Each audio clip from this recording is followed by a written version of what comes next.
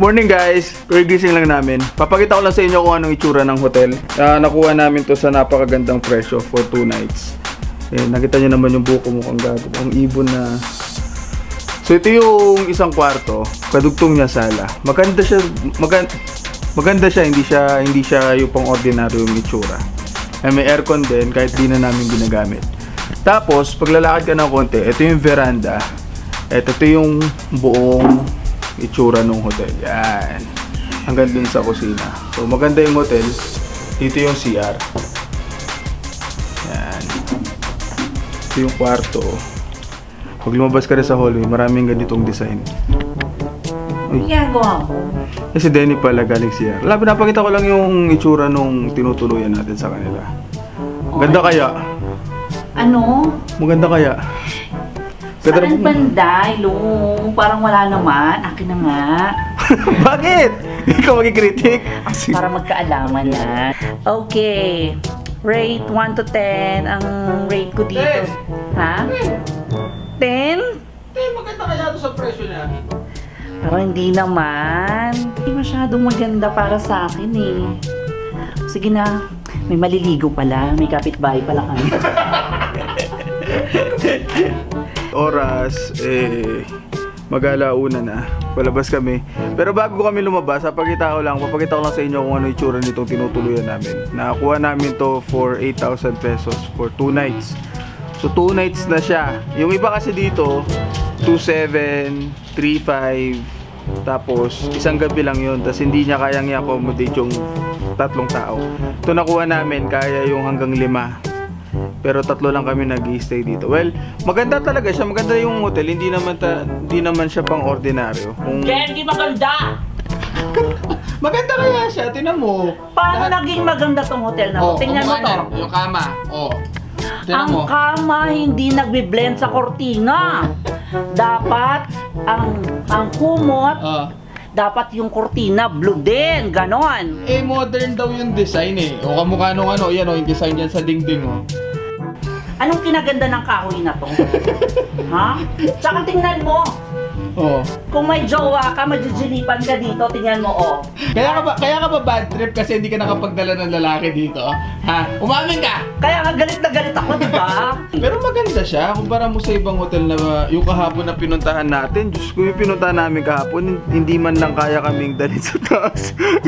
yung gagdanan niya. As in, parang pinagtagpi-tagping kahoy lang. Ito. Tinan mo, ang lakas makasosyal ng kortina Saan sinusyal niyan? Tinan mo yan yung kortina sa gilid, bago yung veranda Ito, sosyal na to? Sosyal yan. Diyos ko, sa Apo kaya 20 lang to. May kortina ka bang ganyan? Wala. Yung TV nila Kulang. Anong kulang? Ano ba yung kailangan mo? Dapat? Kulang. Ano pa dapat? Kulang sa design. Tingnan mo. Naglagay sila nito pero wala silang nilagay dito ng mga kung anik-anik na design. Ano ba dapat ilagay dyan? Di ba nga figurines? Tapos may mga pa-cabinet, wala namang laman.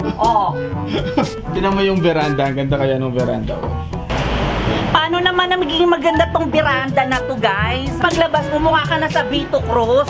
Alam mo, sinend ko to sa friend ko. Sabi ko, hulaan mo kung nasan ako. Akala ko mahulaan niya agad. Guys, alam mo kung ano sinabi niya sa akin? Naka-jacket ako. Alam mo, sabi niya, nasa Vito Cruz ka ba? Gigil na gigil ako. Tingnan mo. Dapat sinabi mo yung presyo ng hotel na binayaran natin. Mahal yung hotel. Mahal nga. Tingnan mo naman yung veranda. Malamig naman yung panahon. Nasaan dyan? Nasaan ang ganda dyan? Wala akong nakikita puno! Gigil na gigil, Pax. Nagalit ako! Gigil na gigil. Tingnan mo nga, meron pa silang ganito. Ano tawag dito, Pax? Ang tawag dito, exhaust. Exhaust fan? Oo. Hindi fan. Fan. Fan. Ano pa? Bakit may deep? Akala ko kasi electric fan to kasi may 1, 2, 3. Ano ba yan? Pero ang mali dito, guys, dapat naglagay na rin sila dito. Total, may mga paganyan na sila. Dapat nilagyan na rin dito nila ng mga pansit canton para alam mo yun, kukuha na lang kami. Tingnan mo lang, walang siyang kalaman naman. My God. Yung telepono, isang call mo lang sa kanila, Puno, hindi nga umaandar yan, guys. Wala yan. Char-char lang yan. May ref pa tayo. Yung ref. Tang ina ref. Oh, bakit? Uhaw na uhaw ako kagabi. Alam mo kung saan ako minom? Sa gripo kasi walang tubig. Tingnan mo, walang laman. Kahit isa man ng tubig, guys. Ano pa yan? Gigil-gigil ako. Hindi ako nakainom ng gamot ko kagabi sa high blood. Ano, dito, maganda rin dito. Double deck, oh. Kaya niyang i-accommodate ilang tao. Hindi pwede dito yung mga mataba! Majubis! Kasi majijigwa kayo dito sa finals. Kailangan ng pwede lang dyan sa taas yung mga sexy kagaya ko. Ganun. Sa halagang 8,000 guys, saan ka pa hahanap ng ganito? 8,000 pesos. Kung sa 8,000 sana, ibibigay nila tong electric fan sa atin pag uwi natin. Okay sana eh. Hindi ako satisfied. Kaya kayo guys, kapag gusto nyo pumunta dito, anong pangalan ng hotel na to? Ang dali. Ayan. Nasa ano? Nasaan ba to? Nasa bundok. Kaso paglabas mo ng veranda. Wala ka naman guys sa bundok. Sige nga, nasaan dyan yung bundok at saka nasaan yung puno? Mali, hindi dapat ang pangalan nito Cedar Peak. Ano dapat? Cedar Beto. Cedar Beto Cruz. Ganon. Mga friendly naman yung mga tao dito. Paano naging friendly yung mga tao yan? Nakita mo yung mga taong yon, nakamas sila. Ayan. Paano naging friendly yan guys? May mga sakit sila. Ayaw. So kung pupunta kayo dito sa Baguio dahil malapit ng Panagbenga Festival, punta na kayo dito. Cedar Peak.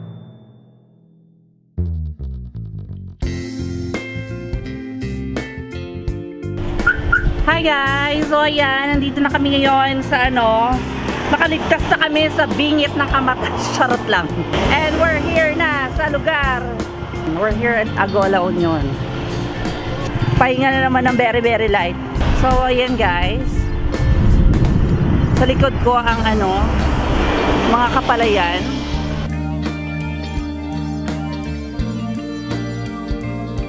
Malawid lang ako ng very very light. Para makita nyo pa yung mga field. Diyan na bang yun? Ay! Ay! Ano ba yun? Okay. So, chill lang dito. Wala masyadong mga bahay. Very, very light lang mga bahay. Pero nakakatakot dito tumawid. Actually, bumaba kami dito para mamitas lang ako ng ng malunggay.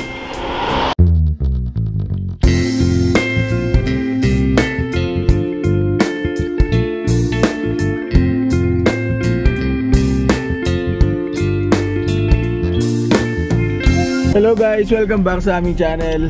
Negosyo nga pala. Sa likod ko si Denny. And nandito din si Hek. Kaya nagdadrive siya. Busy may hinahanap siya. Nasa Baguio kami ngayon. Nagdadrive kami. Di ko alam anong gagawin namin dito. Kumusta? Kumusta Denny? Oh, basag. Wala pa kami tulog 24 hours na. Kasi may 24 hours na tayong gising Denny. True. 24 hours. Pag puyat ka, magsaging ka. Nasa Baguio kami para magbakasyon. Mga 2 nights kami dito. And then, iikutin namin lahat ng pwede namin ikutin dito. At mag-shoot kami ng video. Mas maganda dito kaysa sa Angeles. Kung dito ka Denny, payag ka. Dito ka na nakatira. Ayun naman. Baguio is one of my first top place na Ano ba talaga? Ano ba talaga? Basag na basag ka. Sabaw na sabaw ka no? Alam borlog eh. Alam borlog tol. Grabe, hindi pa summer dito sa Baguio. Pero ang dami pa rin tao. Ang daming tao dito na tuloy-tuloy na nagbabakasyon. At napakalamig ngayon dito guys. Sinasabi ko sa inyo. Nung dumating kami kanina alas 6 dito, solid lamig. Wala pa rin kami makitang parkingan. Ano na Baguio? Marami pang parking. Wala yun. Ito na rin itong pagpapok dito. Dani, ba't may kulay book mo? Ha? Na? Ako kasi yung ibong agad. Ba't kulay blue? Bakla ba yung ibong Adarna? Ito baka meron. So guys, ano yung gusto namin dito sa Baguio is pwede mong suotin lahat ng klase ng damit. True. Yung mga winter clothes mo, pag nasa Pampanga kami, hindi mo masusuot yun. Mag-scarf ka lang sa Pampanga, tapos punta ka sa Astro Park, mukha ka ng tanga, tapos tanga. Dito naka-get up lahat ng tao. Tanghaling tapat si Kuya, naka-long sleeve oh. Diba? Lakas makaano eh.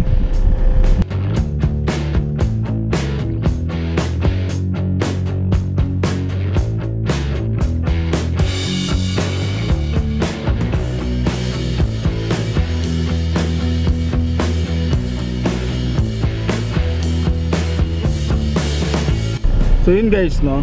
Bali yung totoong oras ng biyahe dito sa Baguio 8 hours 7 hours sa drive, tas yung isang oras naghahanap ka ng lecheng parkingan. Wala pa rin kaming makita. Isang oras na kami nandito.